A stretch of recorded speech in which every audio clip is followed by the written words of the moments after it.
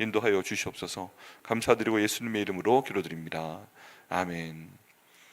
네, 디도서 2장 말씀에 들어가면서 가족 공동체처럼 교회를 생각을 하고 거기에 대해서 전하는 말씀이 나와 있습니다. 그래서 우리가 지난주에 말씀을 나눌 때는 교회 가운데 있는 특별히 어르신들, 연배가 높으신 남자 어르신들, 연배가 높으신 또 여자 어르신들에 대해서 이렇게 해야 됩니다 하는 얘기로 사도 바울이 말씀을 전했고, 또 저희도 우리 삶 가운데 적용을 시켜 보았습니다. 그래서 잠깐 정리를 하면, 특별히 바른 교훈에 합당한 것을 말하는 것이 중요하고, 연배가 높으신 남자분들은 2절 말씀에 늙은 남자론 경계하며 절제하며 경건하며 신중하며 믿음과 사랑과 인내하며 온전하게 해야 된다라고 말씀을 나눴습니다. 특별히 절제하며 경건하며 신중하며, 이 모든 것은 마음 가운데 있는 신앙이 밖으로 나타나는 것을 말을 합니다.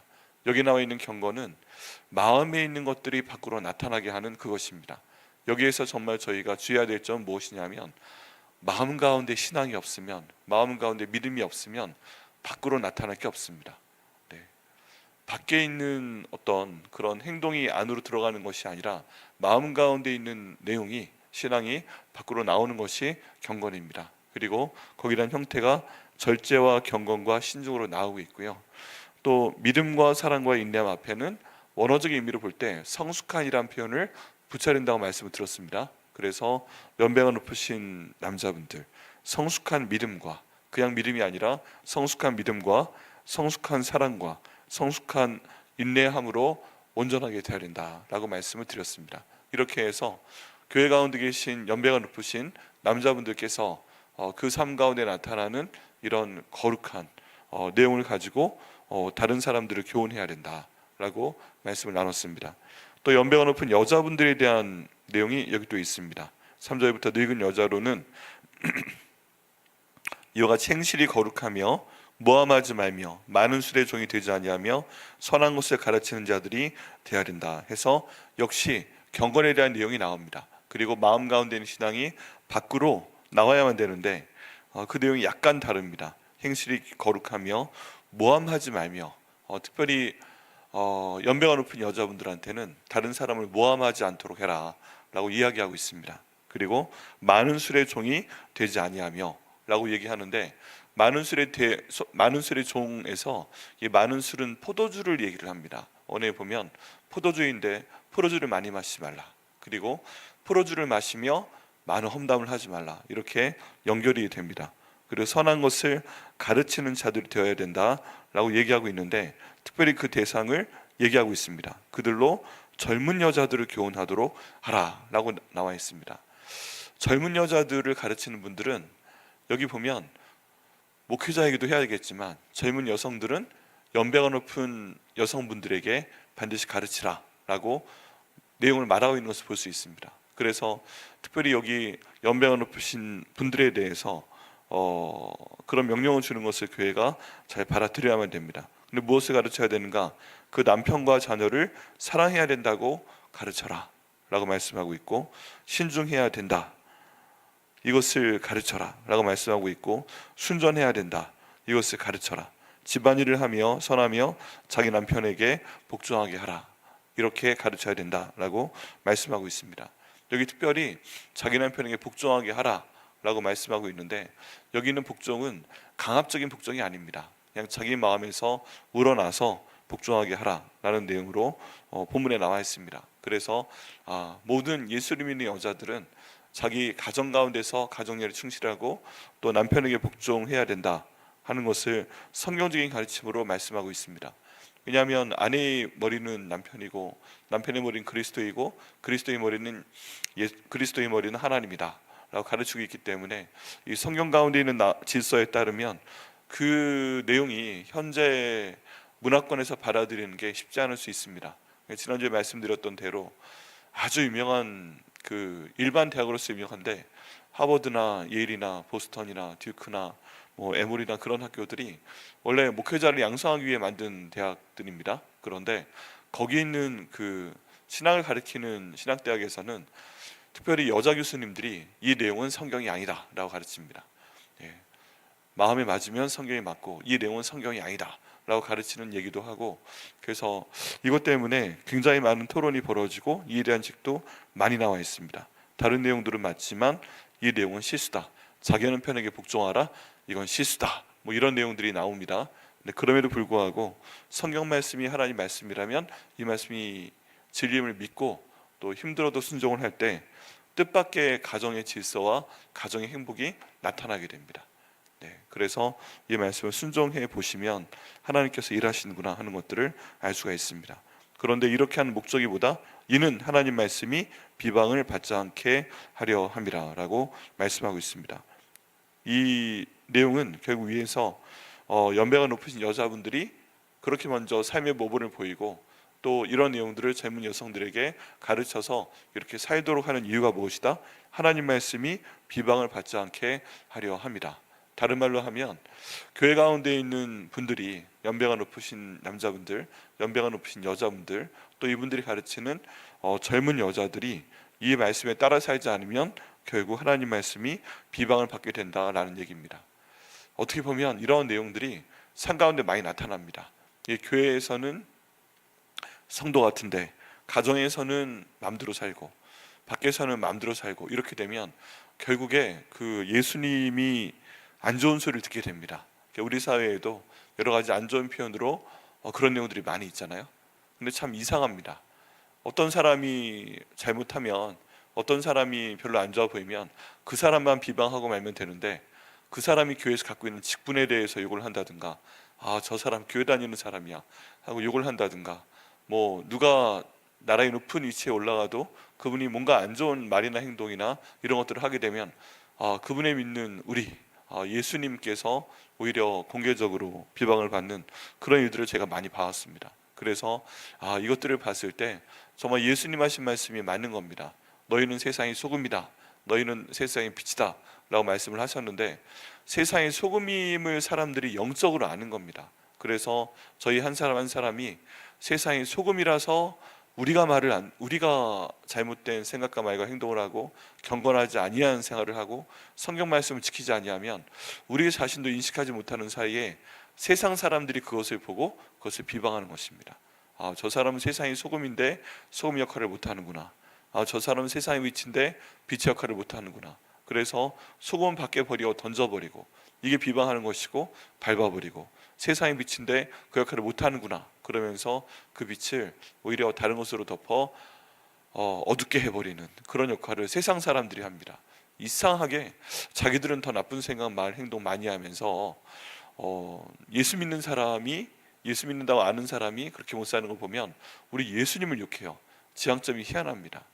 그런 내용들을 저희가 볼 수가 있습니다. 그리고 이런 내용들이 이제 젊은 남자들에 대한 내용으로 내려오게 됩니다. 그리고 6절 말씀에 보면 너는 이와 같이 젊은 남자들을 신중하도록 권면하라 라고 하면서 젊은 남자들이 대상이 됩니다. 근데 여기에 보면 이때는 위에 젊은 여자들은 나이가 많으신 여성분들께 가르치라 라고 되어 있는데, 젊은 남자들은 목회자인 디도에게 가르치라 라고 얘기하고 있습니다. 그래서 이게 이런 부분이 있구나 하는 것들을 또 저희가 봐야 됩니다. 젊은 남자들 같은 경우에는 목회자가 직접 권면을 세게 해야 되는구나. 뭐 여러 가지 문화적인 배경도 있겠지만 하여간 그렇습니다. 젊은 남자들이 신중하도록 권면해야 된다. 마음에 있는 생각을 입 밖으로 내놓는 말이나 행동에 대해서 한 번 더 생각하고 두 번 기도하고 그러면서 예수 믿는 사람으로서 신중하도록 권면을 해야 된다라고 말씀하고 있습니다. 또 7절에 보면 범사에 내 자신이 행한 일에 선한 일에 본을 보이며 교훈에 부패하지 아니함과 단정함과 책망할 것이 없는 바른 말을 하게 하라 라고 말씀을 하고 있습니다. 이 모든 내용은 그냥 이 그대로 명령입니다. 그래서 저희가 순종을 하면 됩니다. 성도 전체에게 하는 명령으로도 저희가 보고 항상 내 자신이 선한 일에 대해서 본을 보여야 된다. 뭐 여러 가지 요즘에 그 유튜브나 그런 데 보면 뭐 피해야 될 사람, 신뢰해야 될 사람에 대한 내용이 나오는데, 특별히 사람에게 신뢰를 주기 위해서는 말은 많이 하지 마라 라고 얘기합니다. 말을 많이 해서 지키지 못할 말은 하지 말고 행동으로 보이면 제일 좋다, 이런 표현도 있는데, 여기 하는 내용을 보면 특별히 선한 신중하도록 권면하라. 이것도 말에 대한 것과 관련이 있습니다. 함부로 말하지 말라. 근데 선한 일에 본을 보여야 된다. 어떤 일에 대해서 가르치고 말로 하고 하지만 본인은 거기와 다른 삶을 사는 것이 아니라 선한 일에 대해서 행동을 보이면 된다. 결국에 가족 안에서도 자녀들이 보고 배우는 것은 다 가까운 데서 부모님들이 하는 생각과 말과 행동을 보고 그것을 모방하는 것이잖아요. 그래서 가만히 보게 되면 이 아이들이 하는 것이 그 부모의 모습이 그대로 나와 있는 것을 볼 수가 있습니다. 말투도 그렇고요, 행동하는 것도 그렇습니다. 제가 가끔 화가 나면 물건을 던지는 버릇이 있었습니다. 할렐루야. 네. 그런데 그 처음에 저희 아들 낳고 저희 나서 물건을 던지는 버릇이 있었는데, 처음에 막 너무 화가 나가지고 그 핸드폰을 한번 던졌는데 부서졌어요. 그냥 갑자기 너무 순식간에 화가 나서 퍼벙 하고 터져가지고 핸드폰을 빡 바닥에 던졌는데, 던지고 나서 1초도 안 돼서 후회했어요.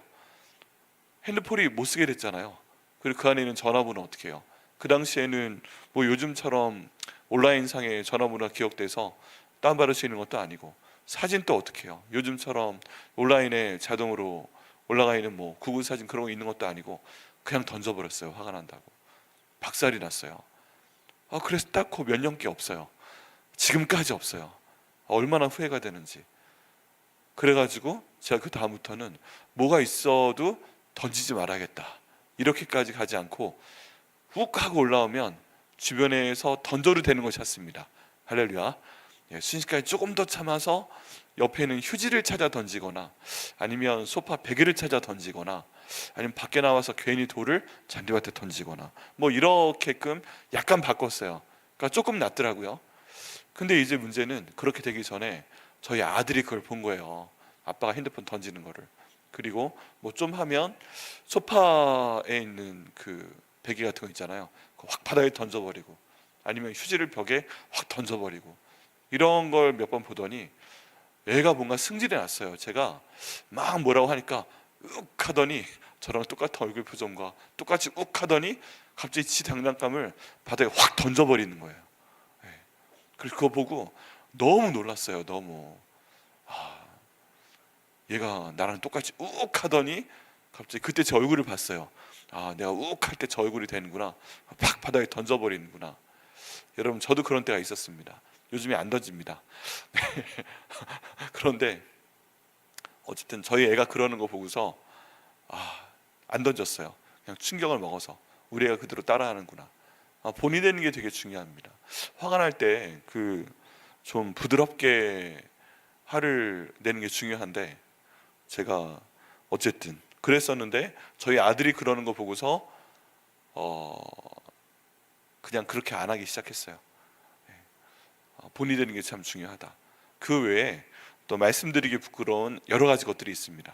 했는데 저희 아들이 그대로 저희 부부의 것을 따라해서 와, 그만해야 되겠다 하고서 그만뒀어요. 진짜. 선한 일에 본이 돼야 되는데 이 모든 것이 가정에서부터 시작이 됩니다.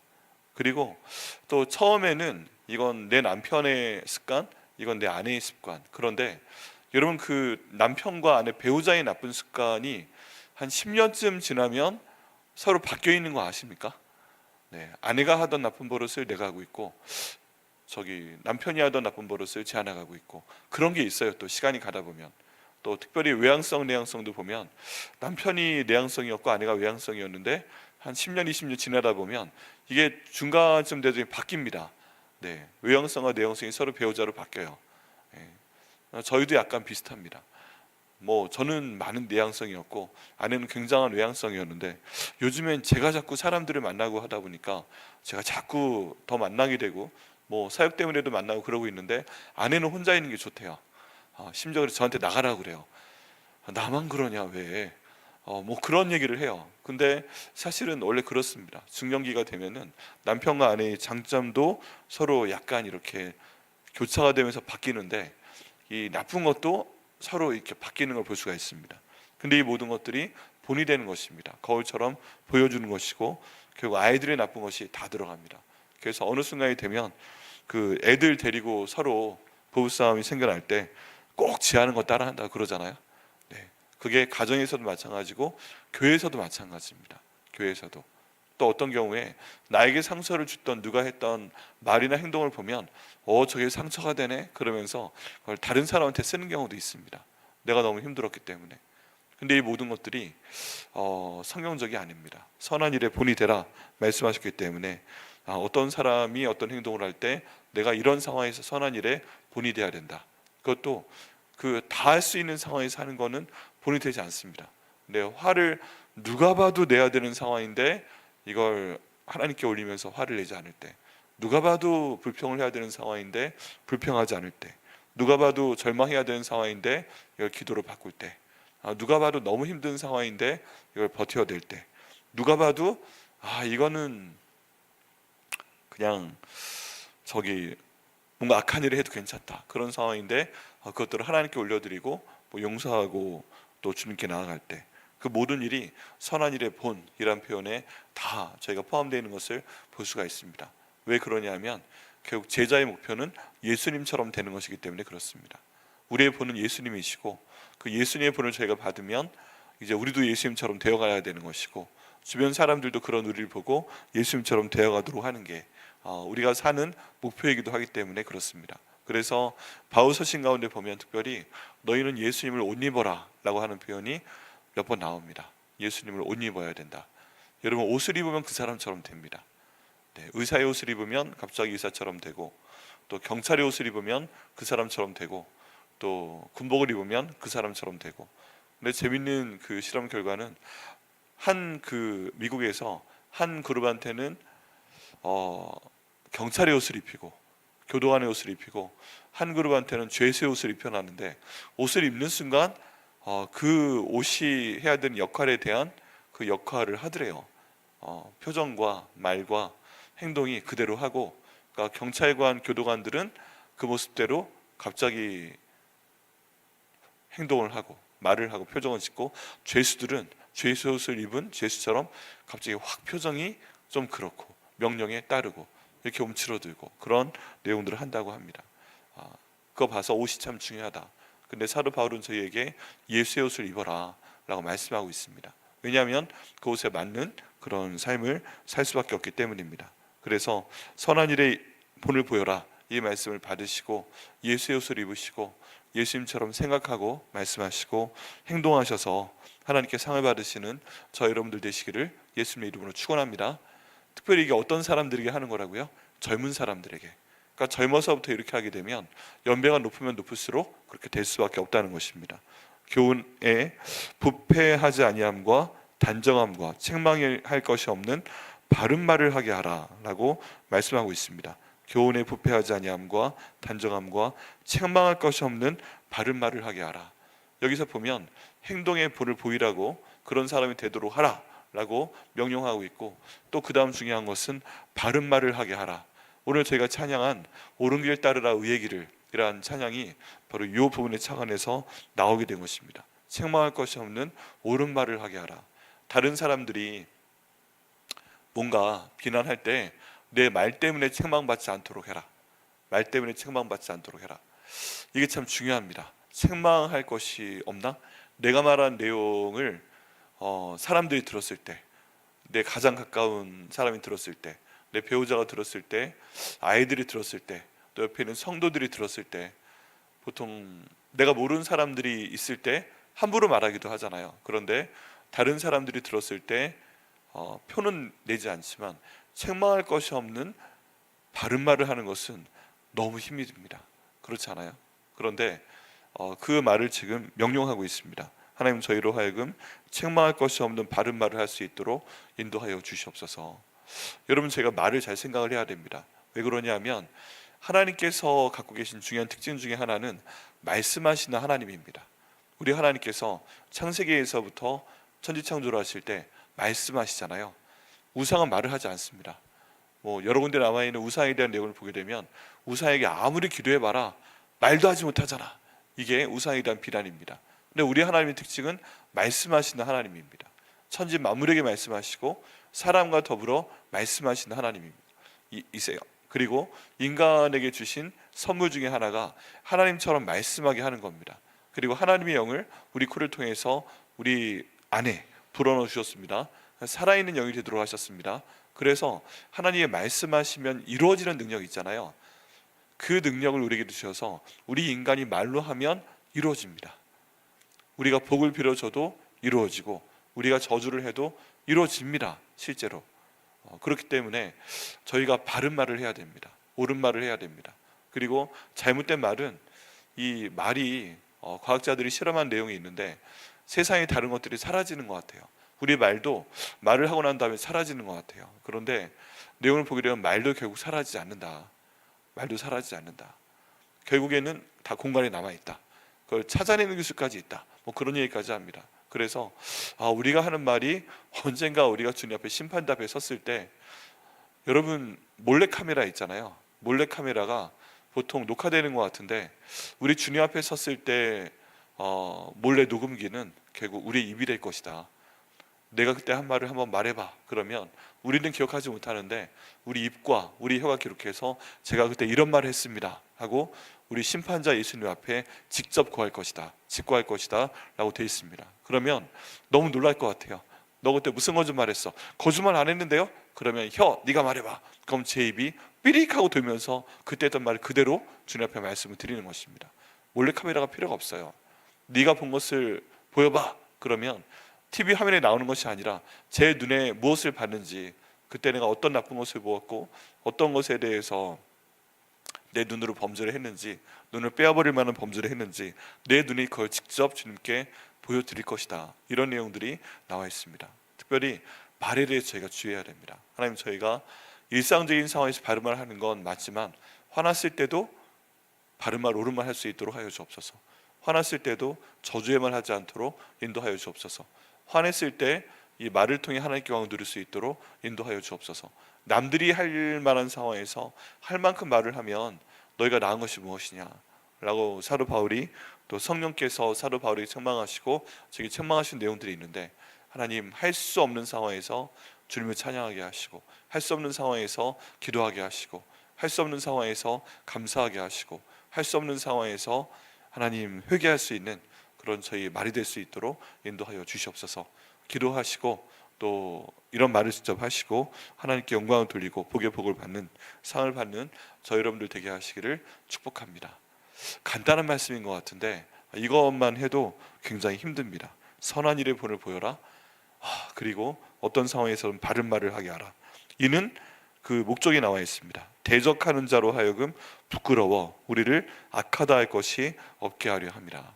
우리의 대적이, 다른 말로 하면 젊은 사람들에 대해서 이 행동을 보고 있다는 거예요. 저 사람이 예수 믿는 사람인데 선한 일의 본이 되는 사람인가? 저 사람이 어떤 상황에서도 옳은 말을 하는 사람인가? 내가 계속 욕을 하게끔 하려고 해도 정말 욕을 안 하고 오히려 기도해주고 복 빌어주고 뭐 그렇게 하는 사람인가? 이것을 누가 시험한다고요? 대적하는 자가. 이거 이상해요. 자기는 못하는데 예수 믿는 사람인 거 알고서 악한 영이 죄를 짓게 하고, 예수 믿는 사람인 거 알고서 사람이 직접 그걸 괴롭히고, 그 다음 탁 책을 잡아서 기분 나쁘게 나오면 너 예수 믿는 사람이잖아, 너 교회에서 뭐라며, 너 목사라며, 뭐 그런 것 등등, 이런 것들이 나오게 된다는 것입니다. 그래서 우리가 이렇게 해야 되는 목적이 무엇이다? 그 사람들이 부끄러워서 우리를 악하다 할 것이 없게 하려 합니다. 결국 우리가 악하다 하고 욕을 먹으면 누가 욕을 먹는 거예요? 내가 본을 삼는 예수님이 욕을 먹는 것이고, 거기에 대해서 우리 예수님의 영광이 가려지게 되지 않도록 젊은 사람들을 가르치라라고 얘기하고 있습니다. 그런데 참 중요한 것은 무엇이냐 하면, 이 가운데 지금 디도라는 목회자를 통해서 누구에게 가르치라고요? 그레레 사람들에게 가르치라고요. 그레레 사람들은 전통적으로 지중해에서 가장 악한 사람들, 지중해에서 가장 거짓말을 많이 하는 사람들이거든요. 그리고 이런 악한 사람들에게 이런 옳은 것을 가르치면 뭐를 생각할 수 있어요? 당신이나 잘하세요, 또는 이것 때문에 오히려 공격받을 것 생각할 수 있습니다. 그런데 그런 모든 상황에도 불구하고 지금 사도 바울은 디도에게 아무리 약한 사람이라도 가르치라 라고 얘기하고 있습니다. 여러분, 결국 복음은 권면하는 것이기도 하는데 이 모든 것은 가르쳐 지키게 하라라는 것입니다. 그래서 설교에 대해서, 특별히 하나님 말씀에 대해서 정의를 할 때 설교가 뭐다라고 하는 표현을 간단하게 했을 때 설교가 대화다, 커뮤니케이션이다 라는 정의가 있고, 이게 옛날 정의입니다. 요즘 정의입니다. 그런데 예전에 처음 나왔을 때는 설교는 하나님 말씀을 선포하는 것이다, 가르쳐 지키게 하는 것이다, 이게 설교의 정의예요. 그래서 이게 나눠져 있습니다. 아주 아까 말씀드렸던 그런, 때로는 하나님 말씀이 마음에 안 들면 이건 하나님 말씀이 아니다 라고 가르치는 곳에서는 설교는 대화다 쪽으로 많이 가요. 커뮤니케이션이다. 그래서 대화하면서 해도 되고 안 해도 된다, 이런 식으로 해도 된다 라고 아예 책에 정의를 하고 있고, 또 성경 말씀을 정확히 가르치려고 하는 복음주의권 신학교에서는 성경은 하나님 말씀이고 이걸 선포해서 가르쳐 지키게 하라 라고 얘기하고 있습니다. 여러분, 어떤 게 더 좋으세요? 네, 요즘 들어서 커뮤니케이션이라 대화가 바뀐 것이지 성경은 가르쳐 지키게 하라 라고 예수님 말씀하셨습니다. 그러면 우리가 그레레 사람이라도 이렇게 가르쳐 지키게 하라 라고 명령하고 있다면 우리도 그래야 되는 겁니다. 가정에서도 그래야 되는 것이고 일상생활에서도 그렇게 할 때 이게 안 될 것 같은데 결국 하나님의 능력이 드러나게 되실 줄 믿습니다. 여러분, 오늘 젊은 사람들이 고민하는 것인데 우린 다 젊잖아요. 네, 그렇기 때문에 이 말씀 받으시고 또 믿으시고 힘들어도 이 말씀대로 순종하셔서 하나님께 복을 받으시고 또 하나님께 상을 받으시는 저 여러분 되게 하시기를 예수님의 이름으로 축복합니다.